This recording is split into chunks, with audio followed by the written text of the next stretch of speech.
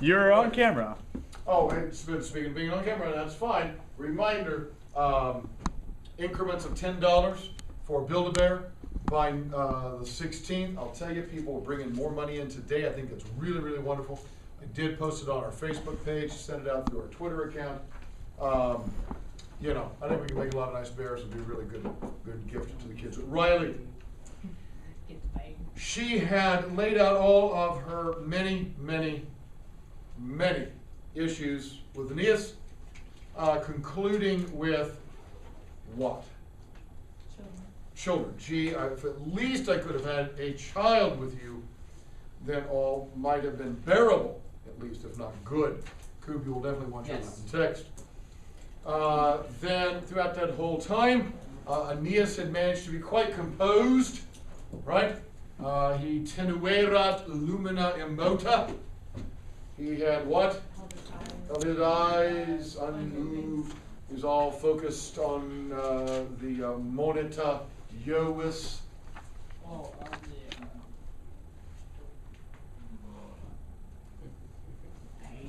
The moneta Iovis.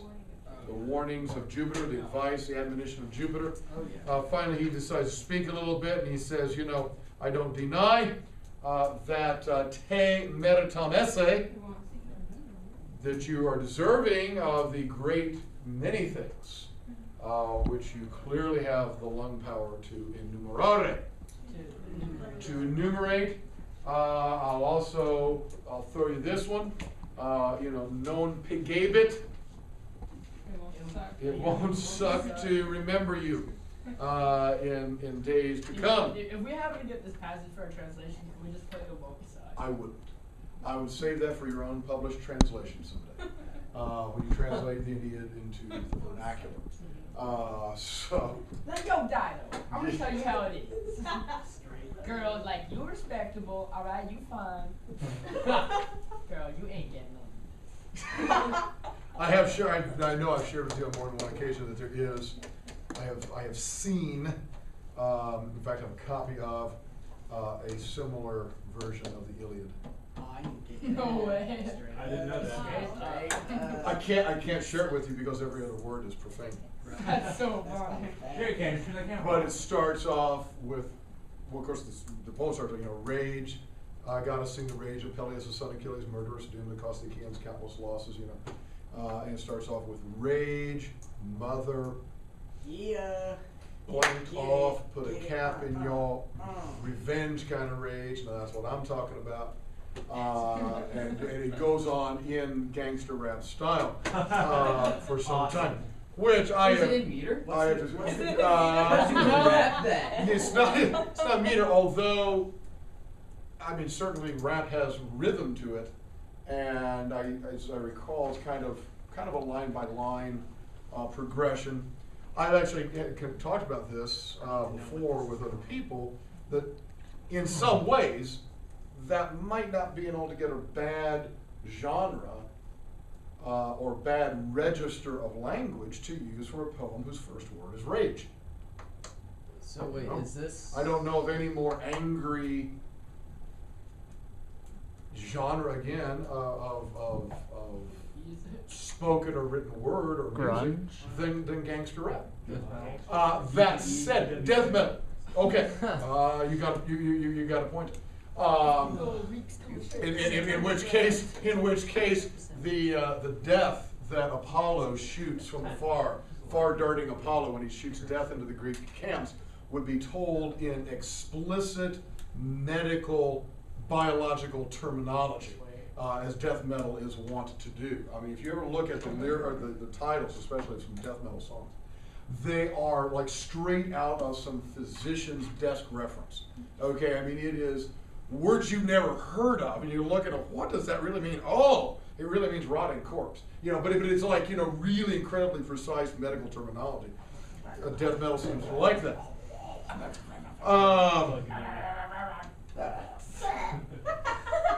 Again, not a bad translation of Dido's 30 lines. From Aeneas' perspective, that's probably what he heard. I look at Peanut's character like, well, wah, wah. Miss Omar, the teacher, yes. Well, okay, Miss Othmar, but right. And so he says to her, besides, I nec unquam praetendi taidas. That's the real bitter line. I never agreed to a marriage. I never held out the marriage torches. In fact, he says, and this is where we left off yesterday, he says, if the fata would paterenter me, allow me to ducere vitam, To lead my life. to lead my life, according to meis auspiciis, according to my own authority, and to componere curas, to settle my curas. It's a good old word. Oh. My cares, to settle my cares, to settle my concerns. You could almost say to take care of business, okay? Mea sponte. As I, Yep, David? as I hope As I hope or as I would want, or wish. okay? And again, as we were leaving yesterday, obviously, those two lines, it's a real lead up. And you can just know Dido's expecting him to complete that sentence with what? I would stay with you. I would stay with you. We've clearly got a contrary to fact present condition going on here. Notice C paterenter in line 340. If the fates were allowing it, but obviously they are not, it's contrary to fact, okay? Then I would, and again, you know, we know what we're expecting there, but he says, urbem Troianum primum, dulcisque meorum reliquias colerem. Not what she was expecting to hear. He says, if I could do what I wanted to do, I would colerem. I would dwell in, I would take care of, or just the root of cultivate, colere, cultus. He said, I would take care of what? Primum. The city of Troy first. And the dulcis reliquias meorum implied hominum. And the sweet remnants. The sweet remnants of meorum hominum. Of my own men, my own people. Well, yeah, but I'd heard somebody else do it. How about somebody do the whole thing from 340 up to the first half of 343? I haven't done that in a long time. Somebody just put that back together smoothly. From me si fata through reliquias colerem. Morgus. If the fates would allow me to lead my life on my own authority and to settle my concerns, I would. Settle my concerns, I would take care of the city of Troy first and the sweet remnants of my own people. Right, to take care of my concerns, mea sponte.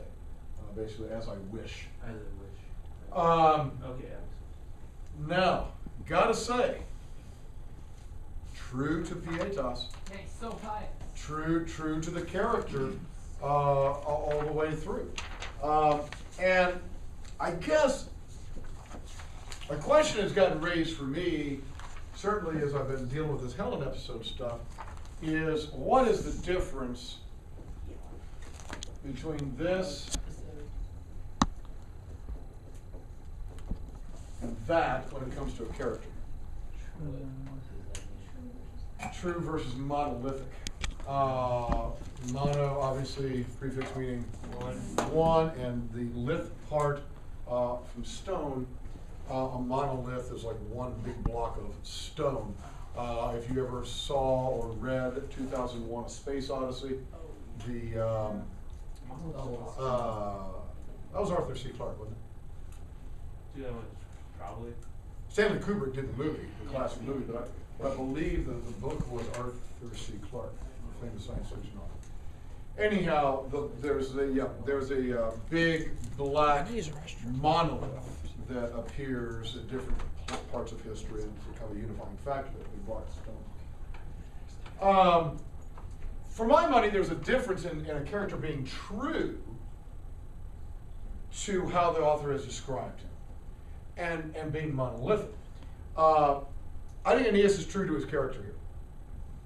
And I also don't think that he's untrue to his character when he wants to take Helen's head off. Right? Dude is angry at the moment. And it's a reasonable thing, okay? And I'm going to go with the gross over the top example here, but if the last night of Troy, you had seen Aeneas saying, screw it, I'm going to go get drunk and roll dice.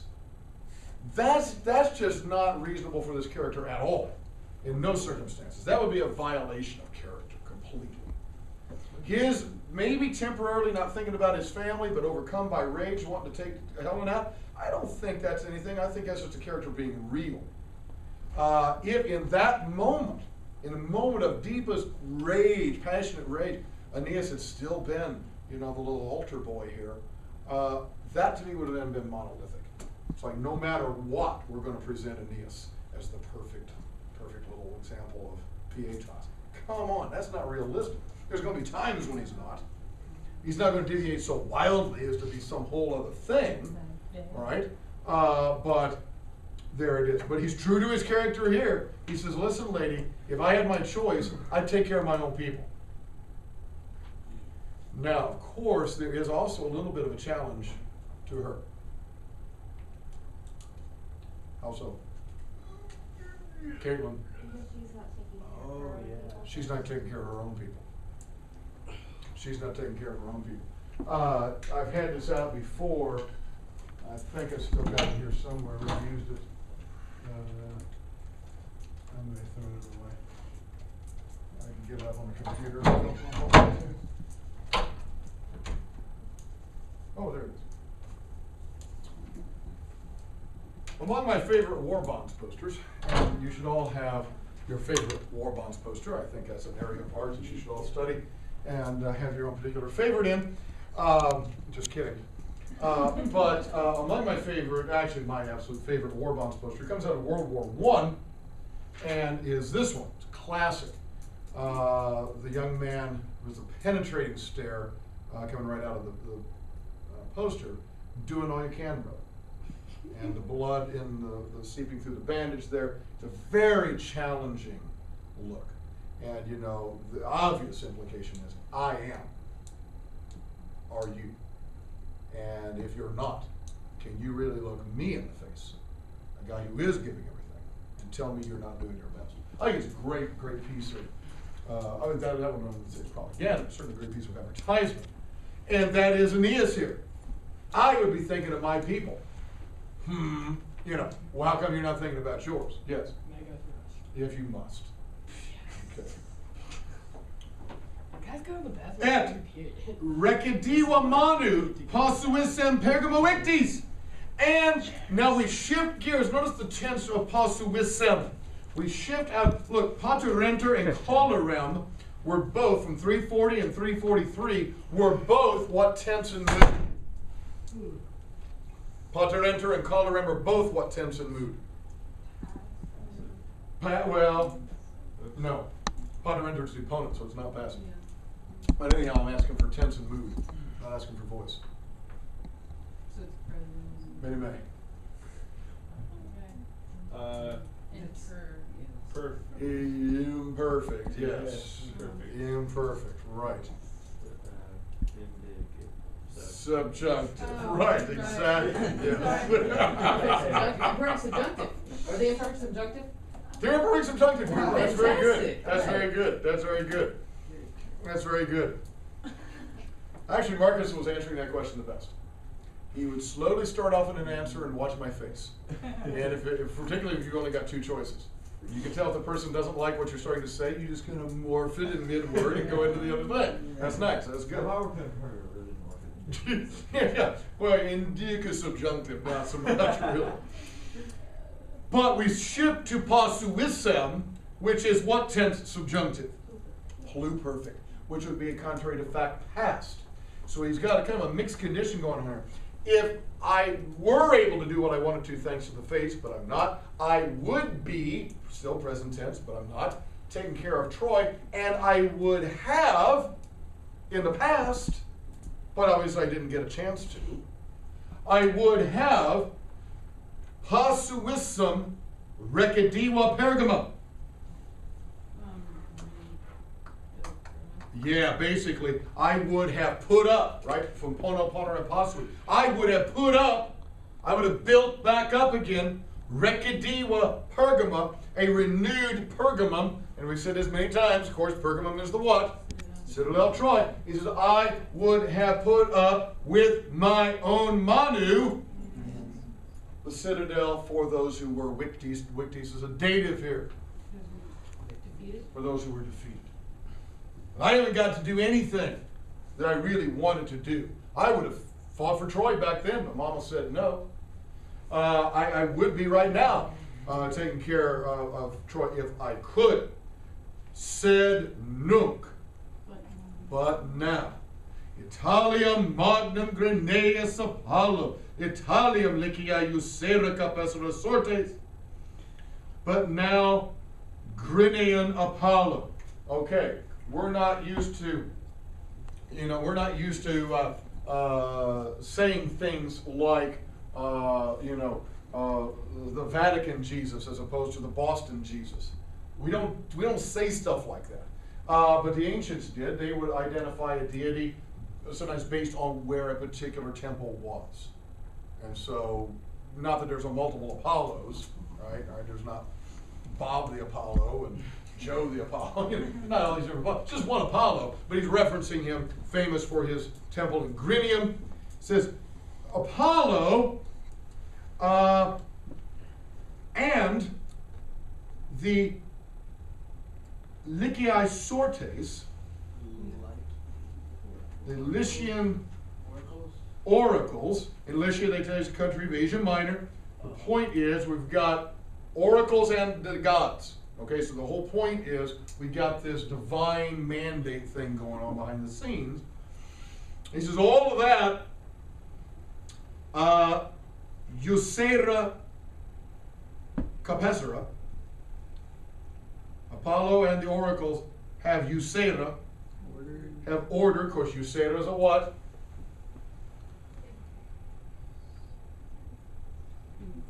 Looks like an infinitive, but it's not. Perfect third plural indicative, right? Because this eubeira would be the infinitive. It's eubeira with a B. The double S comes in the third part. You'll see. They have ordered, implied may, to capesera, to seize upon or to reach Magnum Italia. Italia. He says it twice, right? I gotta go to Italy. Okay?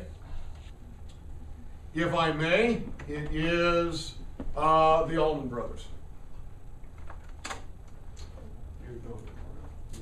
The Allman Brothers, great 70s rock and roll band. Southern rock. Absolutely not. Southern rock? No.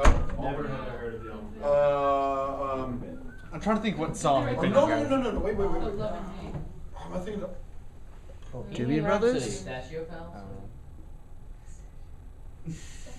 Yeah. Hold on. This is the Allman Brothers and Leonard Skinner. Hold on. Oh. Allman I'm Brothers. embarrassed that I forgot for a second. Hold on. Good, that was good. Which song are you thinking? I must be traveling on. Freebird. It's Freebird. That's Free. It's Freebird. It's It's Leonard Freebird. Skinner. How can you forget So that? I'm sorry. I had a moment. Who I'm only human. going to attack him for that? Oh, Sam, I'm only human. Oh, give me a You're break. Perkins. Only There's a some difference. Perkins. Yes, it's Freebird. It's Freebird. We all know Freebird? Yeah. Okay, and we know Leonard Skinner did Freebird. Okay, it's, I must be traveling on now. Right, that's what he tells his girlfriend, right? In the song, and that's what he's saying here. He says, I gotta go. Italy. Big Italy. Right, he emphasizes it. And I've been told by the gods to go. Now, I don't think any girl's gonna hear the next phrase well. I think she heard this phrase very well. Hic est amor. This is my. This is love. This is patria. My country. Now, I know you think love is the pitter-pat of the heart and wanting a little baby me to play around in the hallways. For me, love is my people. It's my country. And, I think as a Roman audience, you got to be reading that, and you got to be going, right on. Exactly. You know, if it weren't for you, I wouldn't be here. So yeah, I'm glad you think that way. But you know, it could be argued in the Lifetime movie of the week, you know, that he's put work ahead of his marriage. You know, it's one of those things. So I mean, you know, however you know, you could read this two different ways, but there it is. Si te Carthagenes arches foinisam libicae quaspectus detenet urbis, quae tandem Ausonia tucros considera terra invidia est, he says. Okay? He says, and besides, if the arches Carthagenes, if the towers of Carthage, and I will tell you, you really need to know, our arcs can be either citadel or tower. And sometimes, particularly in the plural, it would be citadels.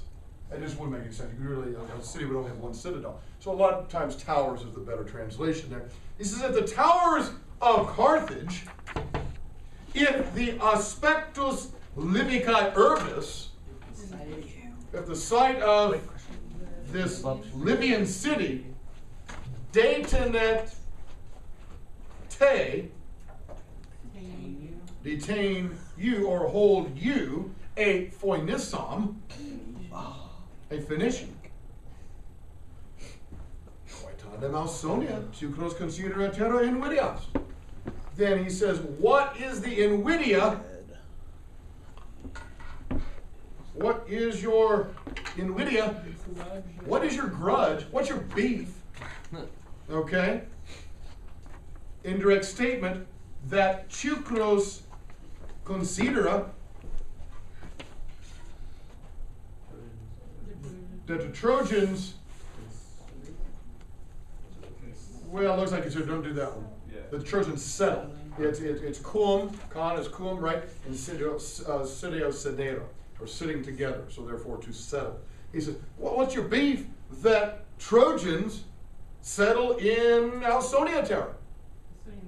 In Ausonian land, right? Ausonia is another name for Hesperia. Hesperia is another name for Italia. These are all the three names for ancient Italy. He says, look, you're a foreigner, and you have found a new home for your people in northern Africa. So how are you going to begrudge me in a similar situation from going to Italy? No, it's about that. Well, true. He totally diverted. Totally diverted. Yes. Now, what I'd like to do is pull Aeneas aside and say, bro, you're trying to use logic and reason. Not so much with a woman. I wasn't going to go there, Brenda. But in a circumstance that is pretty illogical and irrational. Right? This is an emotional situation. And you're bringing out the logic card. Well, that doesn't work. Okay? And again, if I may, I don't remember here. Who's anybody doing IB? I know you are. Who's doing in TOK, right? You talk about different ways of knowing, right? Ways to approach a particular thing. And honestly, logic and rationality and reason, that's appropriate quite a lot of the time. It's just not here. Okay? Sometimes it's not. And you can go, yeah, but it's true. Okay. That just doesn't apply here. And I can think of all kinds of situations where it doesn't apply. You know, someone has just died, and the person is grieving, and you go, oh, well, you'll get over it. Well, okay. Yeah, that's probably true. You know, it's the way of the world. At that moment, that's the wrong thing to say. Doesn't matter that it's true. You know, that's just the wrong thing to say. Now, okay, real quick, a little grammar point. Let's take a look at this. Detenet, 348. Singular or plural verb? Singular, certainly. What about arches, the subject? Plural. Did Virgil just create a grammatical error? Could our beloved Virgil have done this? Yes. There's a second subject in 248, aspectus. Is aspectus singular or plural? Singular. Sometimes, if you've got a compound subject, Latin will go ahead and take a plural verb, just as we would in English. Okay? The books and the pencil are on the table. okay? I've got a compound subject. I've got books, which is a plural. I've got pencil, which is a singular. I'm still going to do a plural verb because I've got a compound subject. I could say the pencil and the pen, two singulars. So it's a compound, and so I still have a plural verb, are on the table. Latin does that sometimes. Sometimes, though, Latin will simply go with the closest noun. Like we had this the other day, something similar, simply by attraction. Okay, it's closer, the verb happens to be closer to a singular noun, so he uses a singular verb. Okay, so it's formed by attraction. Et nos, fas, extra quaedra regna. And besides, he says. Now I think Aeneas is getting a little ramped up himself, okay? A little bit of righteous indignation on his part. You gonna come at me with this whole wife and husband and I owe you and flowers and I'm supposed to come home and after work and I'm supposed to take care of the trash, put the dog out and the ditch. I want to tell you something. It is fas. Oh, it's more than just right, baby.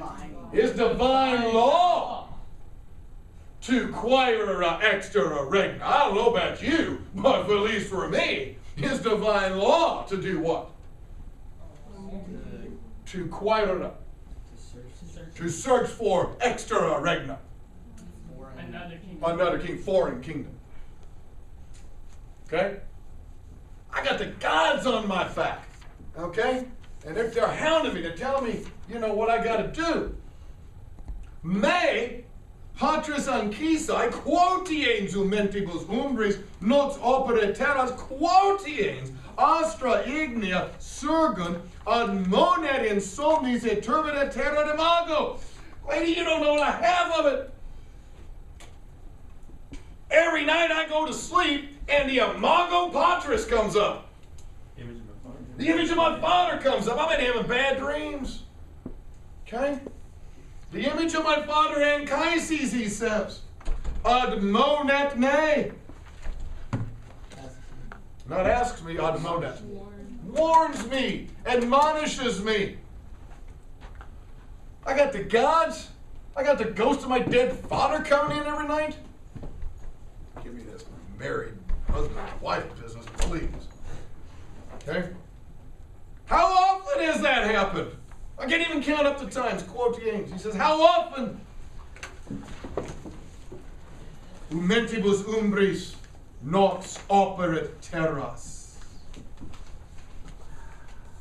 How often, or as often as, you could say, as often as the nox, the night, operit terras, covers the lands with umentibus umbris. Yeah, I don't know about the waves. The dewy shadows. Dewy shadows. Now, I would say this would certainly be something I'd mark off on the test, is to make sure you understand which is the adjective and which is the noun. Because dew, shadow, you could have shadowy dew, you could have dewy shadow. Okay? The question is which is it? I said shadow of dew. Shadow of dew. But it's not gender. I think it's shadowy dew. Well, here's the thing. Umentibus is the adjective. Okay? Umentibus is the adjective, and umbris is definitely the noun here. He says, as is often, every night, about the time the dew comes out on the grass and things start getting a little dark, every night, he says, as soon as the ignea astra surgunt, as soon as the fiery stars surgunt, rise, turbida imago a patris anchisae. The troubled image of Father Anchises, just like the ghost of Jacob Marley, and I don't even know what I'm talking about because that's a novel that's going to be written hundreds of years after me. But my point is, all right, it's old Jacob Marley from the Christmas Carol. Right? What's that? So don't be stingy with your money. That's it. That's it. That's it. Here comes Anchises. He's shaking his chains. And he says, he admonet me in somnis, in my sleep, and terrat me, and scares me, terrifies me. Come at me with all this Lifetime movie of the week crap Hallmark cards. Give me a break, lady. I've been dealing with nightmares. And besides that, me puer Ascanius capetis quinoria cari, quem regno hesperiae fraudo, et fatalibus arvis. Not to mention, he says, puer Ascanius, my son Ascanius, and the inuria, and the injustice of his cari capitis. Of his beloved, literally it's beloved head, by synonym life. Okay? I will say this, we certainly use a body part, particularly an organ, when referring to little children. Sometimes we'll say, you know, all bless his little heart. Yeah. It's that kind of an endearment sort of thing. Now it sounds a little strange saying, bless his little head. I don't know, that's just No, weird. I've heard that. So- I've heard that. Bless his little Bless head? his head. Really? Bless his small intestine. That's right. Bless his small intestine, yeah. Anyhow, he says, you know what? It's not just Dad's image that's coming to me. It's also the thought of my boy. I don't care who you think you are. You're not getting in between me and my boy. It's the thought of my boy. And the injustice that I'm doing to him, quem, whom I am fraudo, who I am cheating, whom I am defrauding from his regno Hesperiae, from his Hesperian kingdom, and from his fatalibus arvis, his fated fields. Now, what you got to be careful about the word fatal. Okay, you got to be very careful about this. For us, fatal has taken on a synonym to mean what? Deadly. Deadly. But if you look at the root, it is still that which is connected to fatum or fate. Now, that particular adjective for us has been associated with negative fate, particularly death. Probably are better with just fated, okay, that which is allotted by fate. He says, I am cheating him by fooling around here all this time with you. He's got some good points. I thought it was just gonna be like on the spot, like I don't know. Well, may I say, I don't think he does know in 333. Ego te quae plurima fondo enumerare. I don't think he knows what he's going to say at that point. I think he gets going and finds his feet halfway through. And again, may I suggest, isn't that just like a normal conversation? Yeah, really. Again, both of these passages, and I love these passages because they're so realistic. And I think Virgil just is a master at that. And he kind of just, Well, and he kind of like, Harry Potter. That's the realistic dialogue. yeah. No, I'm not even joking. I think it's really well done. Yeah. I certainly am interested in dialogue. I love it in books or television and movies and script writers who really get dialogue and dialect right. I think that's a really neat. Speaking of which, Forrest Gump. I was gonna say Nacho Libre. Oh my Watch god. that Which I Get haven't out of seen, I here. know of it. That's a terrible film. People, no, like, think about Nacho Libre. I'm sure when we all saw it when we were 12 or whatever, like, it's terrible. But like, if you watch it now, it's an amazing film. No, It's like, it's not. Like I watched it's it on very Common terrible. Sense. No, and it's- I'm I will entertain this for about 45 seconds. Go. Okay, Nacho Libre, it purposely does things terribly. Like it like makes things either really cliche or like just totally unrealistic. But it's like the point of like you can gather what really is realistic but what it doesn't do. I think if you think about the film, it's amazing. Plus, I think it's I haven't seen it. That's certainly not impossible. I don't know if it's intentional or not. but There it's- is an art form, some of you may know, called theater of the absurd, Dada, is that the one? which deliberately does absurd things. And it is over the top, you're drawing attention to the absurd for a point. I don't know if that's what that is or not, I haven't seen it. Yes. That sounds like Jackass, like a lot like Jackass. Again, I know of it, haven't seen it. Like what you're explaining, like they do a whole bunch of silly, absurd things, like like they tied one guy to a bungee cord and they had him like up in a porta potty. And it was weird and it was funny and it was so funny. And that's exactly what it sounds like. That's So- yeah. Well, here you're causing bodily harm for no reason whatsoever. Okay. Now he says, hey, and listen, look. I got people to think about, quite honestly, so should you.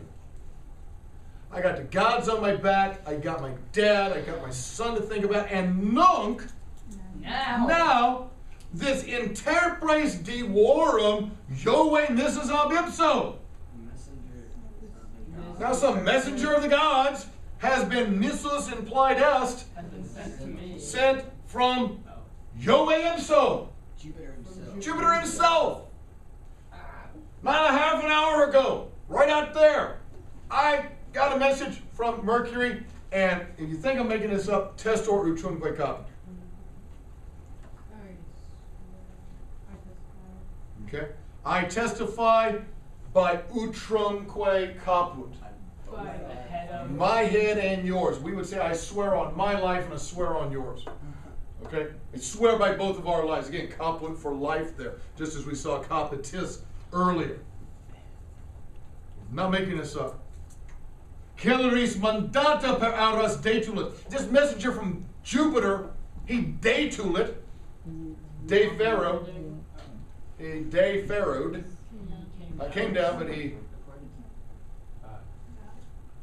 Carried down. brought down. Yes, carried down. Exactly. Pharaoh day. He brought down these mandata, these mandates, these orders to the Celeris auras through the swift winds. Ego is implied because of the weedy. I ipse, I myself, weedy this deum. Saw this guy, saw this God in Manifesto Lumine. What's our idiom in English? Manifest. In broad daylight. Oh. I saw it in broad daylight. It wasn't like a trick of the shadows. You can't say that. I wasn't just, coming out of the opium den or something. No, it was in broad daylight. I wasn't hallucinating. This is for real. Did they have opium back then? No. Okay. What do you mean they didn't have Yeah, they opium did. back